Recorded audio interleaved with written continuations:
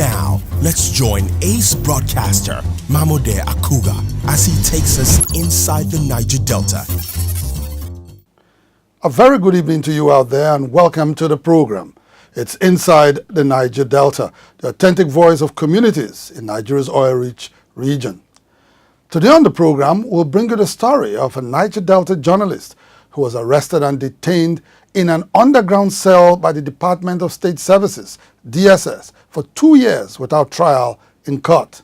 Jones Abiri, that's his name, a Yenagoa-based newspaper publisher who spoke to me shortly after his release on bail in Abuja, said he was incarcerated for speaking truth to power, tortured and denied access to his family.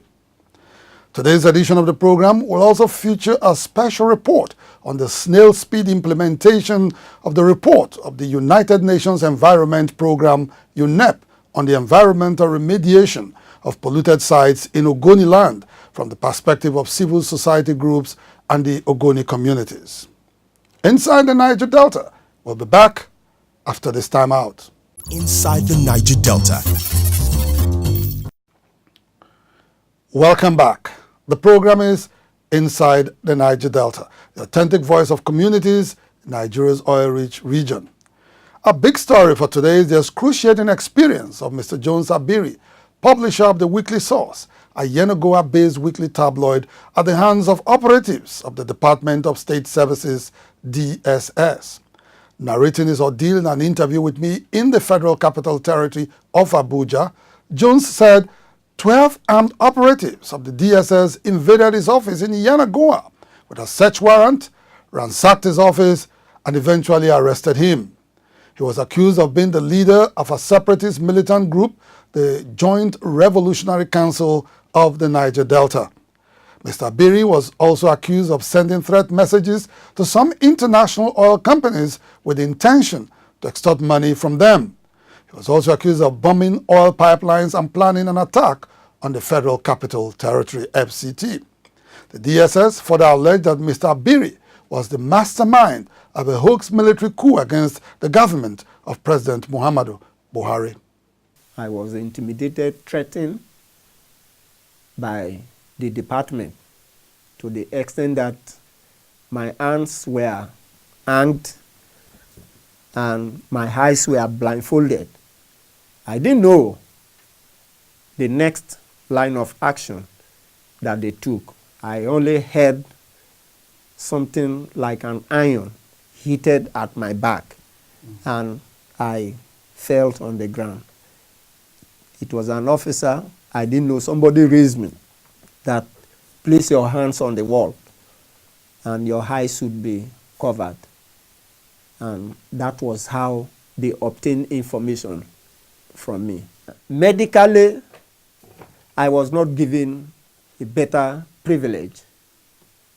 I don't know, as a result of the allegation they level against me, each time I will be complained of a hospital, clinic, they will say they will come and take me. At the end of the day, you will see no visible person.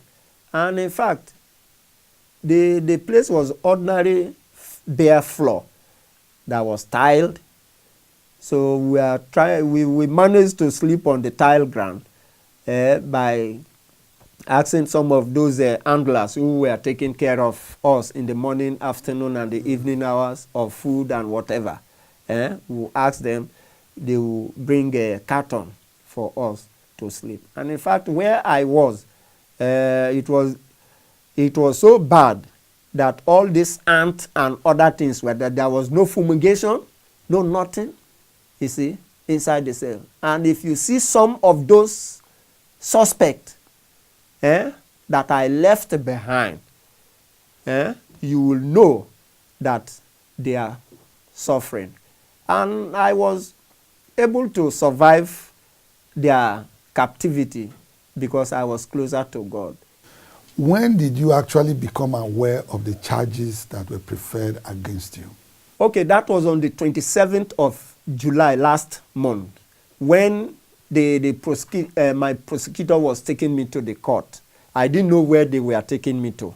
So it was in the vehicle that they took me out of their premises, that he brought out the charges. So for 2 years that you were there, you didn't know why they were holding you? I didn't know. In trying to establish Jones Abiri's culpability, the DSS refused to charge him to court and kept him in an underground cell for 2 years while investigations were going on. He was only released after journalist rights activists brought his case to international attention.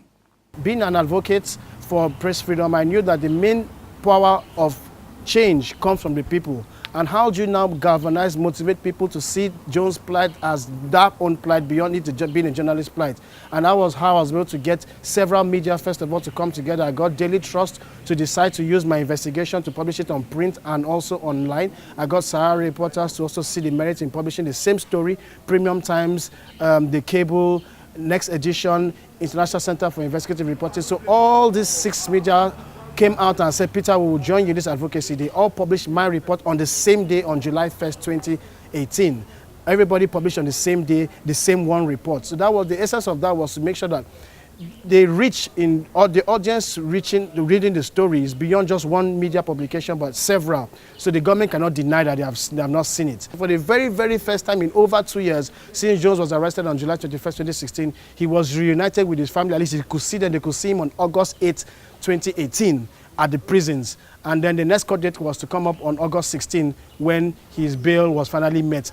Known for his investigative reports, Jones is a fearless journalist who is inclined to hold government accountable to the people.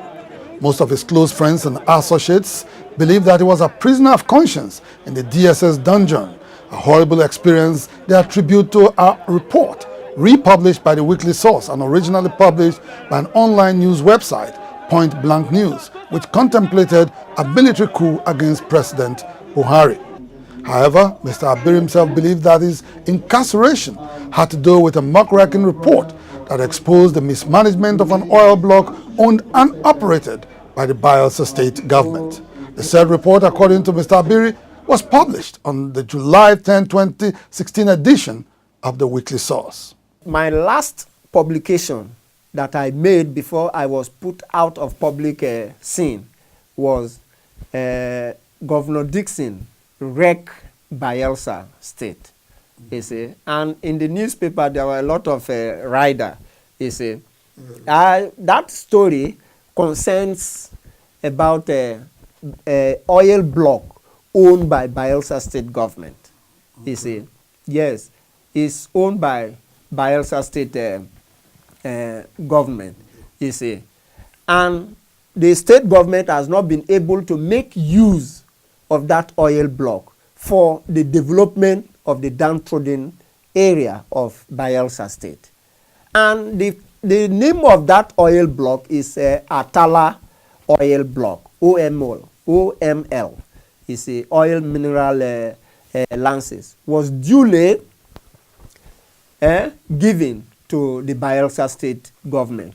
And when this oil block was given to Bayelsa State, the present governor of the state, Henry Sirake Dixon, he went ahead to register a company called Bayelsa State Oil Company. And this oil company, the headquarters of the company is situated in Lagos. And it is an aberration to us that this oil company that is properly owned and registered by the governor, who used the state fund to register the company, were against the siting of the company in Lagos. Why not Bayelsa State? And the state government, by way of duplicating of things, paying tax to Lagos State government. So when I heard about this, I was annoyed, and I went in depth of how the Atala oil block was acquired and how they have been managing the oil block. They have now converted the oil block for their illegal bunkering activities. Yes, if you go there, I personally went there when I got the story. It's in a Kremon local government, Azagbini by name. The Niger Delta story has been a travesty of poverty, insecurity, and underdevelopment in the midst of plenty. Mr. Abiri is one of those who believe that mismanagement of the people's commonwealth and not inadequate funding of government initiative is responsible for the region's backwardness. What I am advising the Niger Delta region is that governors, those who claim they are governing us, they should use the resources. If the resources meant for the development of the region is properly channeled towards development, I don't think that much hunger will come from the region against the federal government. The federal government would have done a little part by way of augmentation, but all the states have been receiving their allocation, ecological fund and whatever. But such funds that being collected in the name, with the guards of developing the region, has not been properly channeled towards the area. This has made the region to be always aggressive to federal government. And I keep on saying that the governors should be irresponsible. They should be accountable of what they have received. You see, have they developed, have they shown any sign of development of what they have collected from the federal government? No. The Bayelsa State government says it is not responsible for Mr. Abiri's travails and could not have commissioned the DSS, a federal agency, to arrest and detain him. But for the brave journalist, this is only the beginning of an exciting career that gives him the constitutional mandate to promote good governance in the Niger Delta. For him, he will continue to abide by the motto of his weekly tabloid, which is dying to tell the story. The journey has started again, and I am not going to relax. Yes, I will be arrested by security agent, and I will not be bothered about the arrest because I knew what I passed through, and that has given me more strength, courage, in cause of defending the region.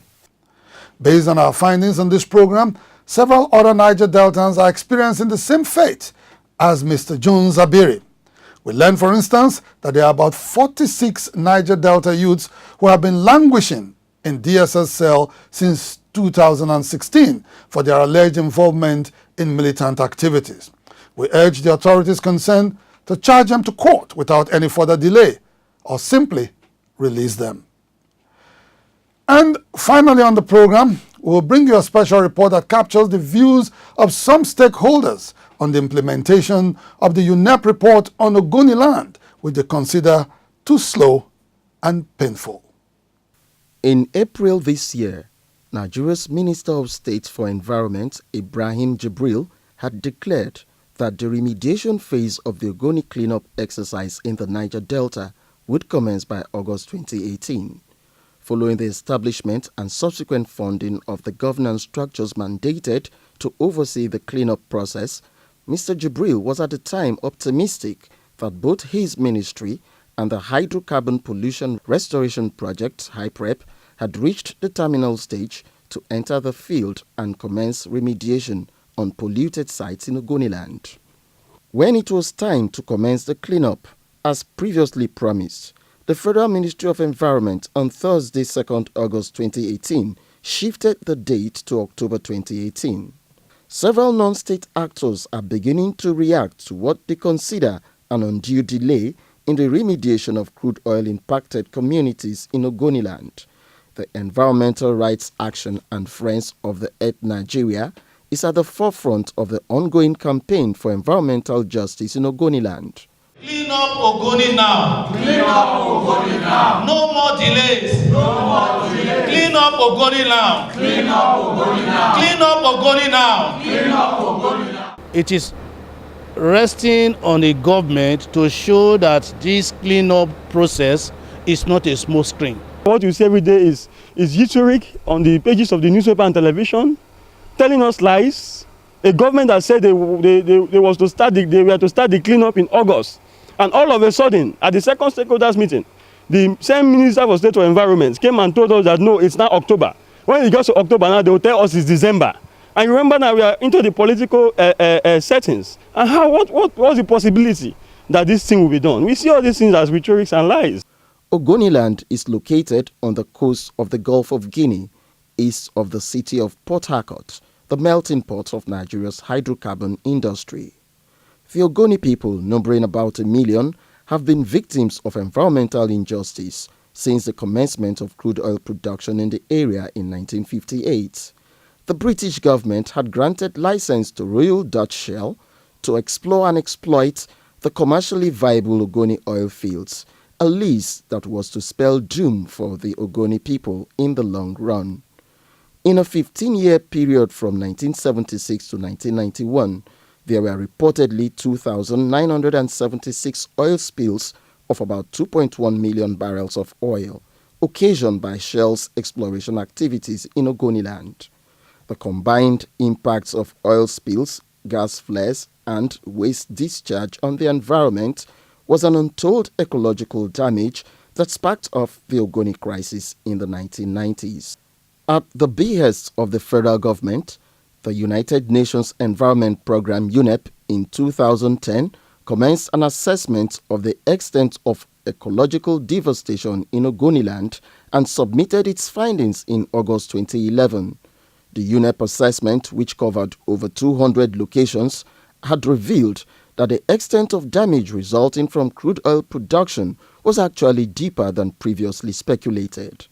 In its report, the UN agency observed that it would take a period of between 25 and 30 years to restore the polluted sites back to full productive health and recommended that $1 billion be set aside to fund the initial rehabilitation period of 5 years.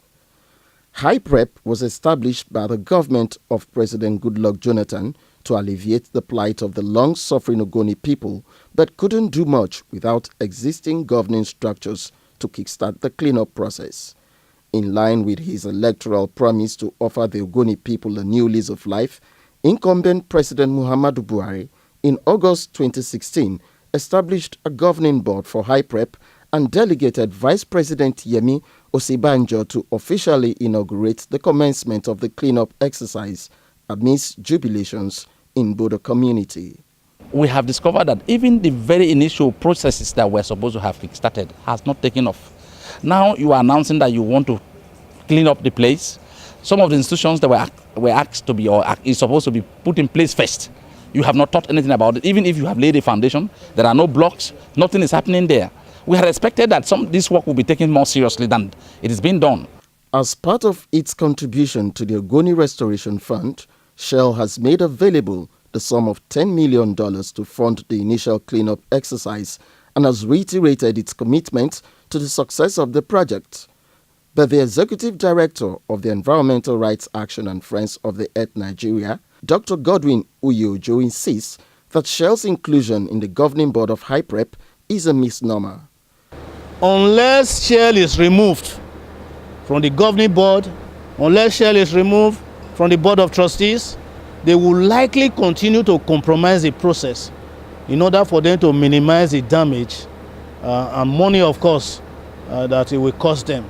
So this is why we are asking HYPREP to live up to its expectation. The communities are tired of betrayed hope. They are tired of waiting endlessly. Dr. Uyojo also takes a swipe at HYPREP for failing to come up with a work plan for the environmental remediation exercise. What we are asking, where is HYPREP 1 year work plan? Where is HYPREP 3 years work plan? Where is HYPREP 5 year, 10 year work plan? This is not on the table.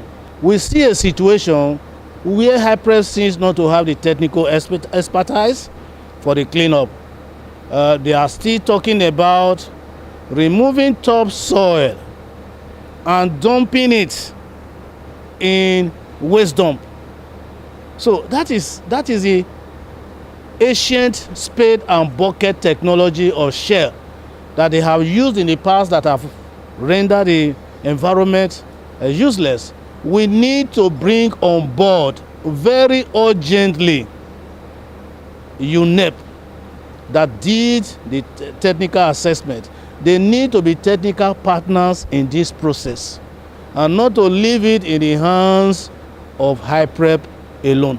Reacting to the avalanche of criticisms trailing the Ogoni cleanup exercise, HYPREP says it has fulfilled its obligations with respect to the UNEP recommendation of providing emergency relief measures for the Ogoni people, which include provision of basic health care and portable drinking water for the affected communities.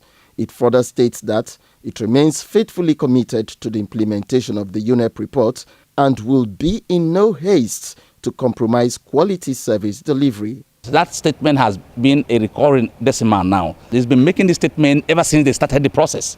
And we want to see concrete actions. We want to see actions and steps that are taken so that we can count them serious. We can take them serious. We can't count on the process at the moment. The actions that should be taken before any other action are not taken. And you are jumping stages. You are jumping what you are supposed to be doing. Now we have not concluded even the emergency measures. So how can you? People are dying. The implication of not doing the emergency measures is that people are dying every day. And so you have not arrested any situation. And so if you have not arrested those situations, how can you start cleaning up? The Ogoni Youth Federation will be instituting a legal action against HYPREP. A $10 million initial takeoff grant was released to HYPREP in respect to Ogoni cleanup. That money has been allegedly misappropriated and siphoned.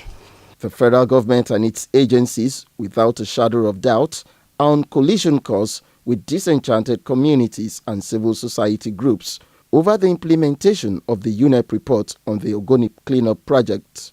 But more worrisome is the prospect of real success in the ongoing environmental cleanup exercise in the face of persistent illegal crude oil mining activities that currently despoil the environment on a daily basis. How can you be talking of cleanup when you have not, first of all, reduced or even stopped the issue of oil spills?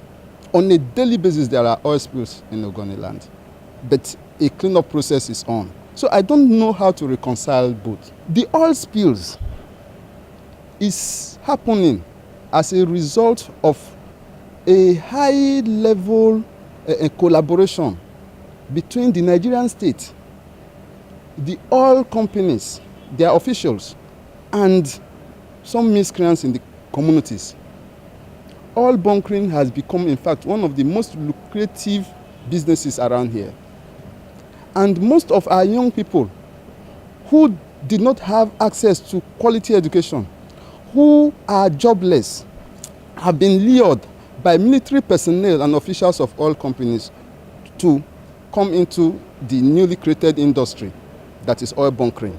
And they have been benefiting from it at their own expense and the expense of the environment of their communities. This is sad and pathetic because as I speak, you can find the face of genocide in Ogoni today more than when Ken Saro-Wiwa was around and crying about genocide. Whether or not the criticisms trailing the implementation of the Ogoni environmental cleanup exercise is constructive remains a debatable issue. But the incontrovertible fact is that government has the constitutional responsibility to protect lives in Ogoni land, which has become a living hell for the people. That the federal government, instead of attending to issues that has to do with life and death because people are dying, you are talking about oil resumption. And the propaganda is that oil resumption will bring about job creation for the Ogoni youth. And we stand to correct that fact that it's a black lie. I'm a petroleum engineer. Oil resumption does not give employment. The only thing you get is when they start the site, maybe you get people that clear grass, after which they man their derrick and put 2 gate man, some engineers will come and inspect the site. That's all. It does not create job. We are saying that you drilled oil from Ogoni within 1958 to 1993. And you took oil worth billions of naira, billions of dollars rather, from Ogoni. And there's nothing to show for. Rather what we got was pollution, human rights abuses. We lost a generation of our people. Over 4,000 Ogonis were massacred. And now we are saying clean this mess. And you say you want to resume oil. But Ogoni Youth Federation will resist any attempt. And oil resumption cannot be a a precondition for Ogoni cleanup. Ogoni cleanup is what we are demanding first, and that's what every true Ogoni son is going for. Anything other than that will be killing Kensariwa the second time, and we will not take it. As it has been suggested in several fora, if the implementation of this all-important project is being stalled by administrative bottlenecks in the Federal Ministry of Environment, then the onus is on the government to reach out to an independent body to oversee the entire process as recommended in the UNEP report. The Ogoni cleanup must not fail, considering the fact that it provides a template for the eventual cleanup of the entire Niger Delta that has suffered same fate of ecological devastation brought on by decades of crude oil exploration in the region. Well, that's how far we can go on the program tonight. Inside the Niger Delta, the authentic voice of communities in Nigeria's oil-rich region will be back next week, same time on this station. I am Mamode Akugha. Thanking you all for staying tuned, and good night.